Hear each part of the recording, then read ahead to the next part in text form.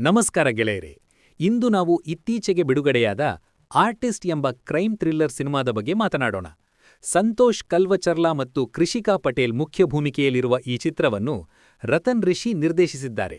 ಬನ್ನಿ, ಈ ಸಿನಿಮಾ ಹೇಗಿದೆಯೆಂದು ನೋಡೋಣ.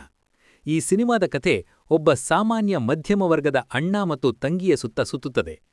ವಿಕ್ಕಿ ತನ್ನ ತಂಗಿ ಸ್ವಾತಿಯನ್ನು ತುಂಬಾ ಪ್ರೀತಿಸುತ್ತಿರುತ್ತಾನೆ. ಆದರೆ ಒಂದು ದಿನ ಸ್ವಾತಿಯು ಕೊಲೆಯಾಗುತ್ತಾಳೆ.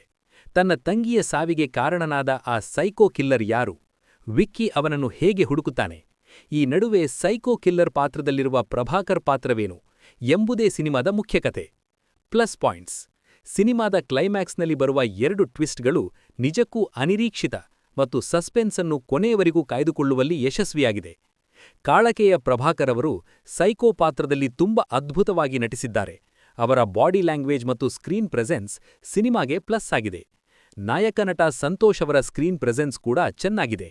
ಸುರೇಶ್ ಬೊಬ್ಬಿಲಿ ಅವರ ಹಿನ್ನೆಲೆ ಸಂಗೀತ ಥ್ರಿಲ್ಲರ್ ದೃಶ್ಯಗಳಿಗೆ ಪೂರಕವಾಗಿದೆ ಮತ್ತು ಸಿನಿಮಾದ ವಿಜುವಲ್ಸ್ ಉತ್ತಮವಾಗಿವೆ. ಮೈನಸ್ ಪಾಯಿಂಟ್ಸ್: ಸಿನಿಮಾದ ಕಥೆ ಚೆನ್ನಾಗಿದ್ದರೂ ಚಿತ್ರಕಥೆ ಅಷ್ಟೊಂದು ಎಂಗೇಜಿಂಗ್ ಆಗಿಲ್ಲ. ಎರಡನೇ ಭಾಗದಲ್ಲಿ ಕೆಲವು ದೃಶ್ಯಗಳು ಎಳೆದಂತೆ ಭಾಸವಾಗುತ್ತವೆ. ಕೆಲವು ಕಡೆ ಲಾಜಿಕ್ ಇಲ್ಲದ ದೃಶ್ಯಗಳಿವೆ. ಉದಾಹರಣೆಗೆ, ಪೊಲೀಸ್ ಅಧಿಕಾರಿಯನ್ನು ಸುಲಭವಾಗಿ ಕಿಡ್ನಾಪ್ ಮಾಡುವುದು ಮತ್ತು ಕೆಲವು ಕಾಮಿಡಿ ದೃಶ್ಯಗಳು ಸೀರಿಯಸ್ ಸಂದರ್ಭಕ್ಕೆ ಹೊಂದಿಕೆಯಾಗುವುದಿಲ್ಲ. ಸಿನಿಮಾ ಮೊದಲ 40 ನಿಮಿಷ ಪ್ರೇಮಕಥೆ ಮತ್ತು ಇಂಟ್ರಡಕ್ಷನ್ನಲ್ಲೇ ಸಾಗುತ್ತದೆ. ನಂತರವಷ್ಟೇ ಮುಖ್ಯ ಕಥೆ ಆರಂಭವಾಗುತ್ತದೆ. ಆರ್ಟಿಸ್ಟ್ ಸಿನಿಮಾ ಒಂದು ಸಾಧಾರಣ ಕ್ರೈಮ್ ಥ್ರಿಲ್ಲರ್. ನೀವು ಸಸ್ಪೆನ್ಸ್ ಥ್ರಿಲ್ಲರ್ ಸಿನಿಮಾಗಳನ್ನು ಇಷ್ಟಪಡುವವರಾದರೆ ಒಂದು ಬಾರಿ ನೋಡಬಹುದು.